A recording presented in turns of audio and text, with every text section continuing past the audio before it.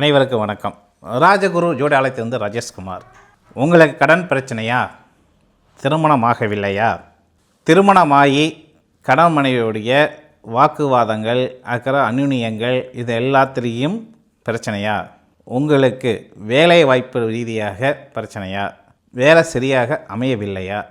இப்படி ஆண்களுக்கு பல வகையான பல கேள்விகளானது இருக்கும். உங்கள் ஜாதக ரீதியில் குரு பகவானை மட்டும் நீங்கள் எடுத்துக்கோங்க.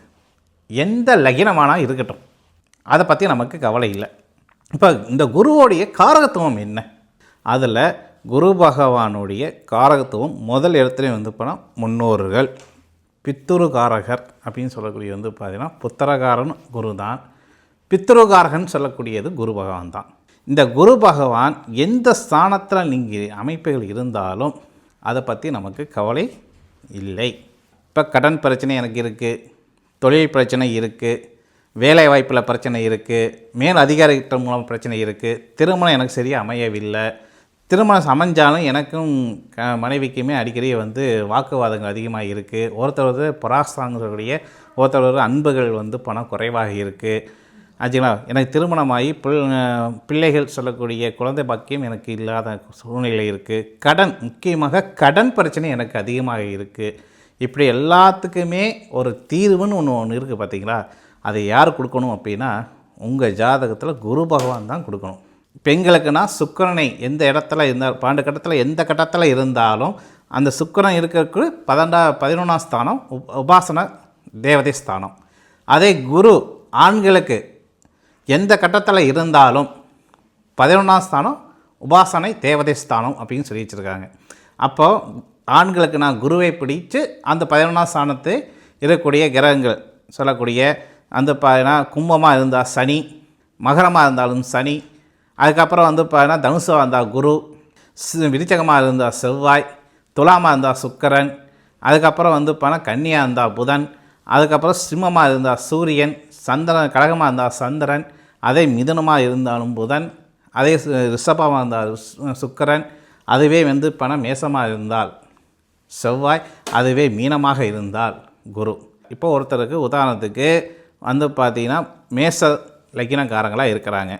இந்த மேச லக்கினக்காரங்கள் உடைய நிலைமைகள் எப்படி இருக்காங்க அப்படின்னு கேட்டிங்கன்னா முழுக்க மேல் அதிகாரிகள் மூலமாக உங்களுக்கு வேலை கொடுக்கக்கூடிய மேல் அதிகாரிகள் யாராக இருந்தாலும் அவங்களுக்கும் உங்களுக்கும் பிரகாசம் சொல்லக்கூடிய ஒரு ரிலேஷன் வந்து பார்த்திங்கன்னா எப்படி ஒரு தொழிலாளிக்கும் முதலாளிக்கும் இருக்கக்கூடிய பந்தங்கள் எப்படி இருக்கும் அப்படின்னா வாக்குவாதத்தில் தான் இருக்கும்.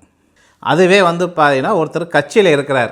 இந்த கட்சியில் இருக்கக்கூடிய மேசராசிக்காரங்களுக்கும் உங்களோட அதிகமாக வந்து பார்த்தீங்கன்னா உங்களுக்கே வந்து வேலை கொடுக்கக்கூடிய, உங்களுக்கே அவங்களுடைய சொல்லுக்கு நீங்கள் செவி கொடுக்கக்கூடிய நபரான உங்களுக்கு மேலே இருக்கக்கூடிய நபர்கள் யாராக இருந்தாலும் உங்களை வந்து என்ன பண்ணுவாங்க, பயன்படுத்திக்குவாங்க.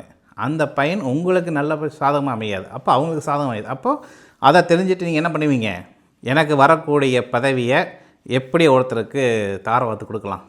அப்போது நீங்கள் எந்த தொழில் நீங்கள் பண்ணாலும் அந்த தொழிலுக்கு சார்ந்த பிரச்சனை இருக்குதுன்னா கண்டிப்பாக இந்த மேசராசி நபர்களுக்கு நிச்சயம் உண்டு. சரிங்களா. தொழிலாகட்டும், கட்சியாகட்டும், அதுக்கப்புறம் வந்து பொதா நிலைகளாகட்டும், இது எல்லாத்துலேயும் பிரச்சனை இருக்குமா, இருக்க தான் செய்யும். சரி, இது ஒரு பகுதி இருக்கட்டும். இன்னொரு பகுதி என்ன அப்படின்னா திருமணம் ஆயிடுச்சுங்க. திருமணத்துக்கு முன்னாடி நான் ராஜாவாக இருந்தேன். ஆனால் திருமணம் சொல்லக்கூடிய எங்கள் முன்னோர்கள் வந்து நீ சும்மா இருக்காமல் கல்யாணம் பண்ணிக்கோன்னு பண்ணி குறைஞ்சது வந்து ஒரு 2 மாதம் தான் நான் நல்லா நிம்மதியாக இருந்தேன். இந்த 2 மாதத்தோடைய 60 நாள் கழித்து எனக்கு அவங்களுக்குமே, அதாவது என்னை நம்பி வந்தக்கூடிய பெண்ணுக்குமே 2 பேர்த்துக்குமே ஒரு அண்டர்ஸ்டாண்டிங் வந்து இருக்க அது குறைவாக தான் ஆகிட்டுருக்கு. அப்படின்ட்டு சூழ்நிலைக்கு இந்த மேசராசிக்காரங்க தள்ளப்படுவாங்களா? நிச்சயம் தள்ளப்படுவாங்க. அப்போது இந்த உங்கள் ஜாதகத்தில் அப்படி இருக்கக்கூடிய ஜாதகத்தில் குரு பகவான் இந்த இடத்துல இருக்கிறார்.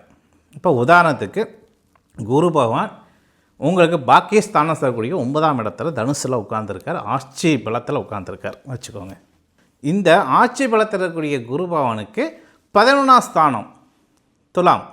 அப்போ சுக்கிரனை இந்த மேசராசிக்காரங்க வசியப்படுத்தி இழுத்துட்டால் உங்களுக்கு மனைவி மூலமாக வரக்கூடிய பிரச்சனைகள் சால்வ் ஆகும். உங்களுக்கு மனைவிக்கும் கொஞ்சம் அண்டர்ஸ்டாண்டிங்கள் கரெக்டாக அமையும். அது மட்டும் இல்லாமல் அந்த சுக்கிர பகவான் எந்த நட்சத்திரத்தில் பாதத்தில் அமர்ந்திருக்கிறோ அந்த கிரகத்தோடைய உபாசன தேவதையும் பிடிச்சா இன்னும் உங்களுக்கு தொழில் மூலமாக பிரச்சனைகள் சால்வ் ஆகுமா? நிச்சயம் சால்வ் ஆகும். சுக்கிரன் எந்த ஸ்தானத்தில் இருக்கட்டும். அப்போ சுக்கிரனுடைய பொருள்கள், வசிய பொருள்கள் இருக்குது. அதேமாரி சுக்கிரனுடைய பூஜை பொருள் இருக்குது. சுக்கிரனுடைய நிறம் சொல்லக்கூடிய நிறங்கள் இருக்குது. பூக்கள் இருக்குது. அர்ச்சனைகள் இருக்குது. தெய்வங்கள் இருக்குது. அதனால் இப்படி நம்மளுடைய முன்னோர்கள் ஒவ்வொரு கிரகத்துக்குமே அதுக்கு தகுந்தாப்பில் பூஜைகள் புரஸ்தானங்கள் சொல்லக்கூடிய அமைப்புகள் கொடுத்துருக்காங்க. அது மட்டும் இல்லாமல் சீக்கிரட்டான வசியத்துக்கு சில பொருள்கள் கொடுத்துருக்காங்க. அந்த பொருள்களை நம்ம யூஸ் பண்ணாவே போதும். வச்சுக்கலாம், மனைவியை வசியப்படுத்தலாம். தொழிலுக்குன்னா அந்த நட்சத்திர புள்ளி என்ன புள்ளியோ, அதாவது உங்களுக்கு லக்னத்துக்கு 7ஆம் ஸ்தான புள்ளி சொல்லக்கூடிய நட்சத்திர புள்ளி, அந்த புள்ளி எந்த அமைப்பில் இருக்குதோ அந்தக்கு உண்டான தெய்வத்தை பிடிக்கணும். இப்போ உதாரணத்துக்கு மேசத்தில் தனுசில் குரு அமரல, இப்போ விருச்சிகத்தில் உட்காந்துருக்கார் அப்படின்னா கன்னியை சொல்லக்கூடிய புதனை பிடிக்கணும். புதனை பிடிச்சா என்ன பிடிக்கும்? நல்ல கல்வி, நல்ல முன்னேற்றம், நல்ல திறமை, பேச்சு திறமை. ஆச்சுங்களா? இப்படி அடிப்படையாக ஒரு கிரகத்தோடைய காரகத்துவத்தை நம்ம மைய வைக்கணும். அந்த கிரகங்கள் உங்களுக்கு சப்போர்ட்டாக இருக்கணும். இதுதான் நமக்கு ஒரு மிகப்பெரிய ஒரு அவசியமானது. அதுக்கு நீங்கள் செய்யக்கூடிய ஒரே ஒரு விஷயம் என்னன்னு கேட்டிங்கன்னா, உங்கள் ஜாதகத்தை ஒரு ஆய்வு ரீதியாக நல்ல ஜோதிடரை கொண்டு போய் காட்டி அவங்க சொல்லக்கூடிய விஷயங்கள் உங்களுக்கு பொருந்த மாரி இருந்தால் உங்கள் காரியம் சக்ஸஸ் ஆகும். இனியதொரு நிகழ்ச்சியில் சந்திக்கும் வரை உங்களிடம் விடைபெறுவது ராஜேஷ்குமார். நன்றி, வணக்கம்.